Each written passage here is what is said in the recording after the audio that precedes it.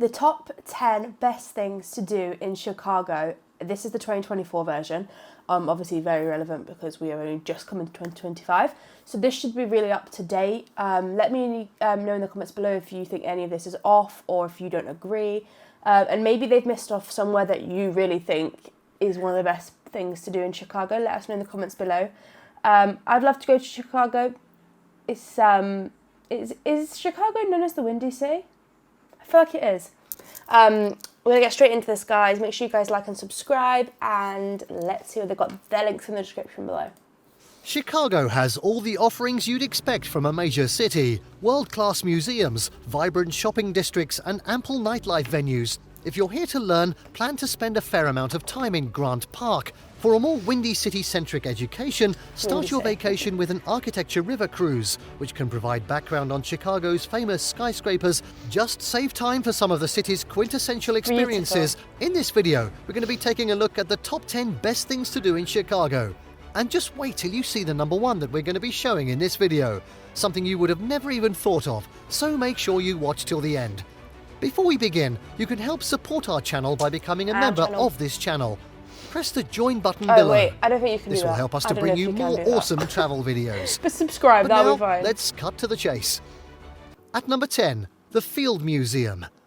This extensive natural history museum occupies half an acre of Grant Park's museum campus and houses extensive exhibits that showcase artifacts from multiple eras and destinations, making it a must-see for kids, as well as any fans of the Indiana Jones movies.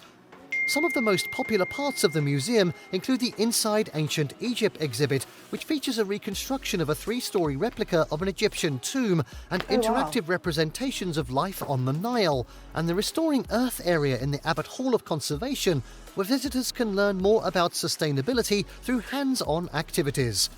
But no visit to the Field Museum would be complete without some quality time with Sue, the facility's T-Rex, who just happens to be the largest, most complete T-Rex ever discovered. Sue is 40 feet long from nose to tail and boasts 58 terrifying teeth, much like my own. Wow. Well, we went to the Natural History Museum in New York before we did these videos, and I really enjoyed that. I found that really interesting. And we saw like all the stuffed animals, and I think we did see a T-Rex skeleton, I'm pretty sure. I've never been to the London Museum, but if we ever make it over to London, let us know if you'd like us to do a vlog in London Natural History Museum. I'm sure we'll be down for that. At 9, the Chicago Riverwalk. When the winter warms up in Chicago, there are few better places to enjoy the outdoors than the Chicago Riverwalk. The 1.25-mile pedestrian walkway on the south bank of the Chicago River is a perfect place to take a walk and observe the city skyline. Plus, there are numerous activity options to enjoy directly on the water, such as a boat tour or kayaking. If you prefer dry land, explore the public gardens and art displays, or grab a meal at a popular restaurant or bar overlooking the Chicago River. And if you want to learn more about the river's unique history, check out the McCormack Bridge House and Chicago River Museum, which celebrates the city's famous movable bridges. Oh, wow. Art on the Mart. Movable bridges? I don't think I've heard of that before. Gives me like Harry Potter vibes. A massive digital art projection on the facade of the Mart, formerly the Merchandise Mart, is best viewed from the Riverwalk. Okay. Recent travellers said strolling the Riverwalk is a nice way to view the city, but they did not recommend visiting during the frigid winter. The urban park is free to access, and it is open daily from 6 a.m. until 11 p.m. If you can, visit during St. Patrick's Day weekend when the entire river is dyed green. Yeah, we've heard about this. The public walkway is located downtown, following the south bank of the river from North State Street and stretching east to North Lake Shore Drive. It features several access points. There are a few parking lots and L stations near the attraction. Wow. I'd love to go for St. Patrick's Day. Go and see it all green. Next up at 8, Art Institute of Chicago.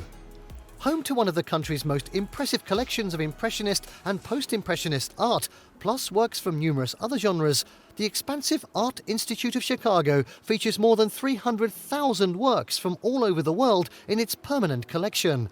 You'll find pieces created in the Byzantine era, as well as paintings done just a few decades ago. The Art Institute's exhibits also include all sorts of intriguing artifacts, from European armour to the Thorn miniature rooms, which showcase interior design and furnishings in Europe and America from the late 13th to early 20th centuries. In addition to the permanent collection, the Art Institute hosts travelling exhibitions covering a variety of subjects and showcasing a diverse array of artists and genres. That looks pretty cool. Let me know if you've ever been here before. Is it cool? We went to... wasn't an art museum, I don't think. It was just, I think it was just a normal museum, but it had like some paintings in, but it had like all the sculptures and things. It was interesting. I kind of like to see all like the paintings and things like that, so I feel like this would be interesting to go to. And at 7, Museum of Science and Industry. Chicago's extensive Museum of Science and Industry pays tribute to the city's innovative roots, showcasing more than 35,000 artifacts and a variety of hands-on exhibits meant to inspire creativity. The museum resides in the 14-acre former Palace of Fine Arts, which hosted the famous World's Columbian Exposition in 1893. The fair brought together some of the world's greatest scientific minds, including Thomas Edison and Nikola Tesla, who at the time were competing to prove which type of electricity, direct current or alternating current, was more effective. You can learn more about the War of the Currents and a variety of other topics inside the museum. Displays here cater to all types of curious minds. Enjoy a tour of the only U-505 German submarine captured during World War II.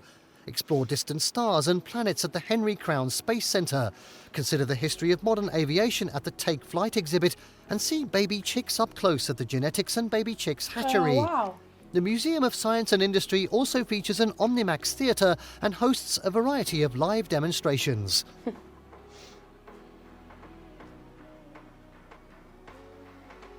Next up at 6, Chicago Architecture River Cruise. A visit to 360 Chicago or Skydeck Chicago will give you a good overview of the city's layout. But if you want to learn more about Chicago's sky-high buildings, tag along on an architecture river cruise. During a river cruise, you'll gain great views and historical insight about well-known structures like the Wrigley Building, the Leo Burnett Building, and the Fulton House. Fulton House. Though several companies, including Wendella Sightseeing Co. and Chicago Line Cruises, offer architecture river cruises, most travellers recommend climbing aboard. A lot of glass architecture, isn't there? That would give me a bit of heebie-jeebies, I think. A Chicago's First Lady Cruises boat with a Chicago Architecture Center docent. You'll learn tons of information about the area's architecture, plus catch superb skyline photo ops.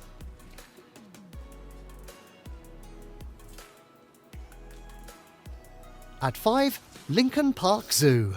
Oh, wow. Located 2 miles north of the Loop in the north side neighbourhood of Lincoln Park, the Lincoln Park Zoo is home to nearly 200 species, such as zebras, sloths and hippos. Visitors can view the zoo's furry or scaly friends in their natural habitats. Check out the gorillas in the sprawling Regenstein Centre for African Apes, or head to the Cobbler Seal Pool to get up close and personal with harbour seals. Recent travellers appreciated all of the large mammal species found here, as well as the zoo's lack of an entrance fee. If you have kids in tow, sign them up for one of the zoo's camps, during which children can learn about nature through animal visits and hands-on activities. That's not inside the cage. Also plan on using public transportation or a taxi to get to the zoo, since there's limited availability in the zoo's parking lot. And while parking is free for the first half hour, after that parking fees range from $20 to $35 per day. Oh, wow. Next up at 4, Navy Pier. Extending out onto Lake Michigan. That's insane. That looks so beautiful. Next up at 4, Navy Pier. Extending out onto Lake Michigan, Navy Pier offers plenty in the way of family-friendly entertainment. The first thing you'll spot once you set foot on the pier is the towering Ferris wheel, which stands 196 feet tall.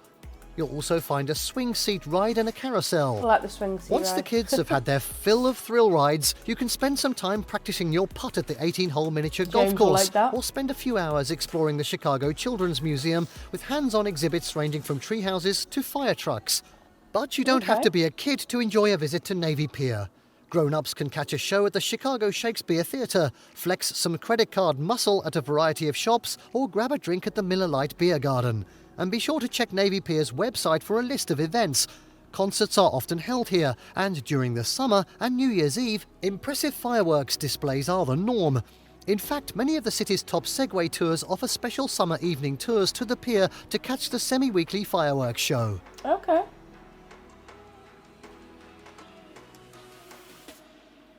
In at 3, the Magnificent Mile. If you can feel your credit card burning a hole through your that wallet, looks and who expensive. can't, make your way to the Magnificent Mile.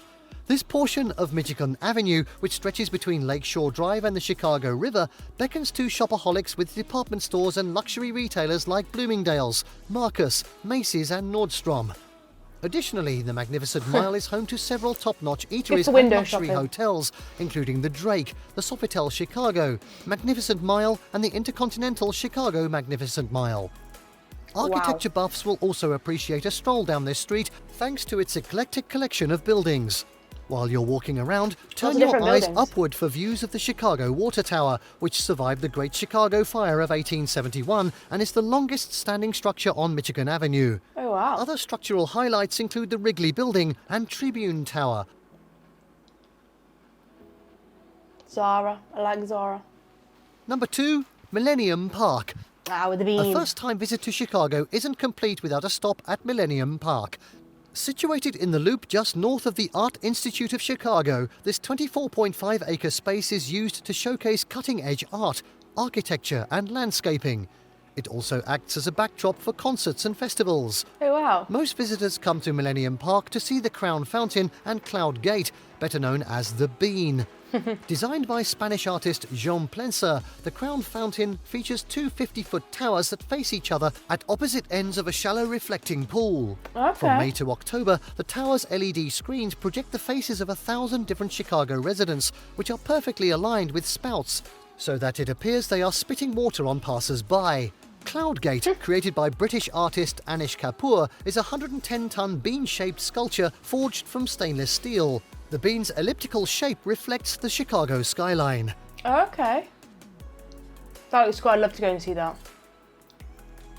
And finally, drumroll please for number 1, Grant Park and Buckingham Fountain.